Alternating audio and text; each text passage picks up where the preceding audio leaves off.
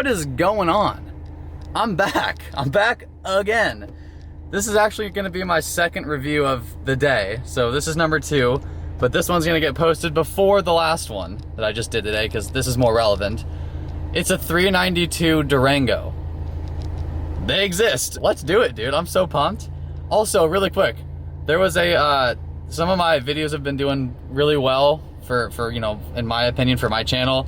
My subscribers are going up, so I really appreciate that. To all you guys who subscribe, that's like really cool.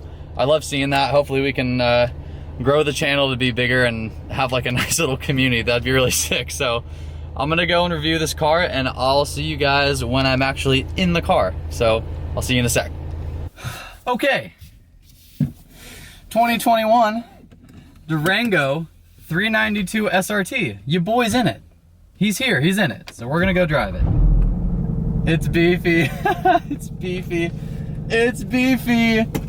We got a beefy boy problem up in here. Okay, so right off the bat, this thing already feels like an absolute boat, but that's to be expected, right? We're not surprised by that. I have experience with a couple different things similar to this. For instance, the Grand Cherokee SRT. Pretty similar in terms of drivetrain. They both have the 8-speed, they both have the 6.4. But this thing is a 3-row car, or SUV I should say. So not only is this thing an absolute monster behemoth of a car, but it's got gobs of power. 475 horsepower, which in a Durango does not belong, but Dodge decided to do it anyway because they're crazy, which I'm fine with.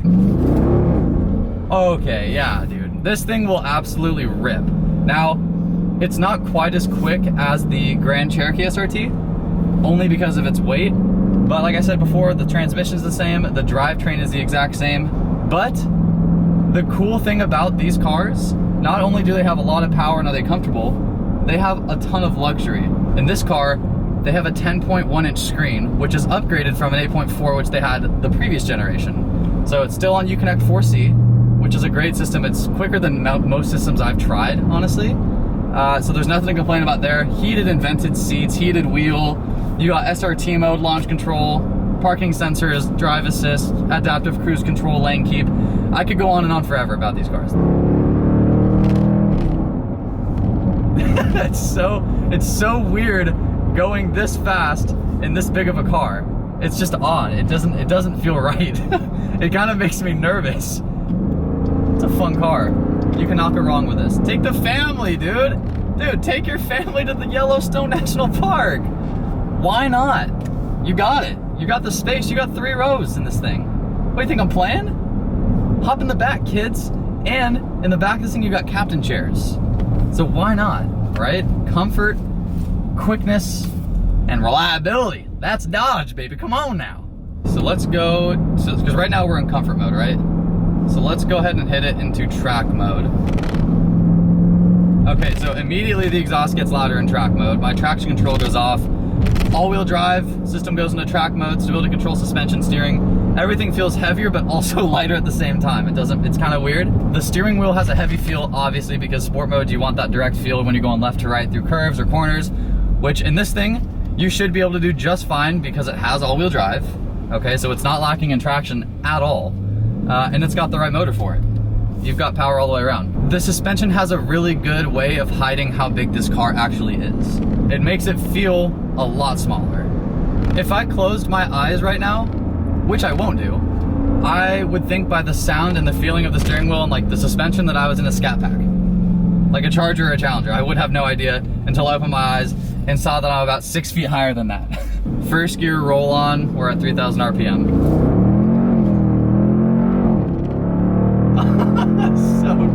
That's so dumb. That's so dumb.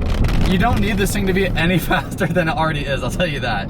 This thing is absolutely fine as it is. And of course, as many of you guys know that follow my channel, there is a massive aftermarket support system for these motors.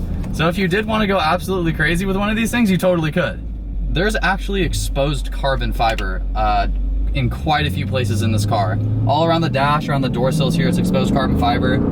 And everything's Alcantara. Like a lot of stuff is Alcantara in this car, which is crazy because again, this is a Dodge Durango we're talking about here. They clearly stepped up, but everything is Alcantara. This whole entire dash right here, which I'm not sure if you guys can see me touching this or not, That's all Alcantara, so it feels ridiculously good. This would be the coolest car to take on a road trip. Like ever. It'd be so cool.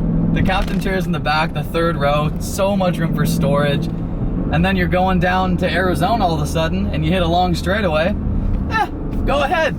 Do 165. Why not, right? Because you just can in this thing. The paddle shifters, they feel solid. They're not that weak stuff that they used to have. This is like metal. This feels nice. They're cold. Ew. The transmission in this thing is extremely quick when you put it into track mode. It actually rev matches for you, which the previous generation RT did not do. It would just kind of pull you and then let it flow into the next gear. This thing blips and rev matches. So it gives you that really racy feeling, which is crazy, because again, I'm in a Durango. This car as tested is going for $77,000, which might sound like a lot, I know, but trust me, once you get into this thing and actually see one in person, it's really not bad at all for what you get with this thing. I mean, think about what it's competing against. It's competing against the Range Rover SVR, it's competing against X5M, it's competing against Mercedes G-Class and their G-Class wagons and their G-Class SUVs. This thing is just as quick as those, if not a little bit quicker. Different styling, don't get me wrong, it's not like Mercedes styling or Audi styling or BMW styling where it's like everything's luxury, but this thing has a ton of stuff. It's got luxury, do not get me wrong, this thing has luxury. With all the different modes that you have track, sport, auto, snow, and tow, and then a custom mode to adjust whatever you want in all one mode. Each one is vastly different, but when you're in auto, it feels like a completely regular Durango, apart from, of course, the insane noise of the 6.4 coming out of the exhaust behind your head, or your children's head, whoever decides to sit back there. I mean, dude, come on. Come on. This is a Durango. This is a Durango. Like an 8,000-pound car. Just absolutely ripping. Absolutely ripping. I don't get it. Most likely if you're buying one of these, you've either had these big of cars before, or you're stepping up because now you have a family and you need more space. Let's say that you were coming from a smaller car, like a previous small car, and you had a sporty car, and you didn't want to get rid of that fun factor. Well, now, with Dodge, you have both. You have big, oh, you hear that pop? You have big and heavy, luxurious, quick, and tight, and good handling. This thing does not mess around. Like, I'm going around these corners like it's a joke. It should not be going this well through corners. It just shouldn't. I'm very, very surprised, and I'm very happy about that, because that makes this thing an all-around good platform. And again, let's not forget, you can modify these things. This is bone stock.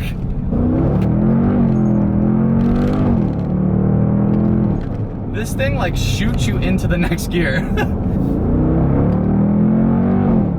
Woo! This thing is dope! Dodge is absolutely killing the game right now, apparently, because this is ridiculous. Currently back at my old high school. This is weird. I wish this was my reunion so I could pull up and flex on everyone. But I don't have any money. Aww. Subscribe to this channel and maybe I will? Question mark? Okay, that is the end of the review, end of the edit, end of it all. Your boy's done. I've done 2 reviews today for you guys, by the way. I did a wide body WRX that you'll see, and then I also did this one that you're seeing now, currently. Thank you guys so much for watching. If you like this type of content, just subscribe. I got so much cool stuff coming. I'm not gonna be stopping this channel anytime soon at all, if ever. I wanna consistently do this, so if you do subscribe, you know you're gonna get a video at least once a week. I try and do that posting schedule until my schedule opens up a little bit more, then I can do more, but yeah, that's it. So I hope you guys enjoyed this video. I know I did. This car was awesome. But yeah, I'll catch you guys next time. Peace out.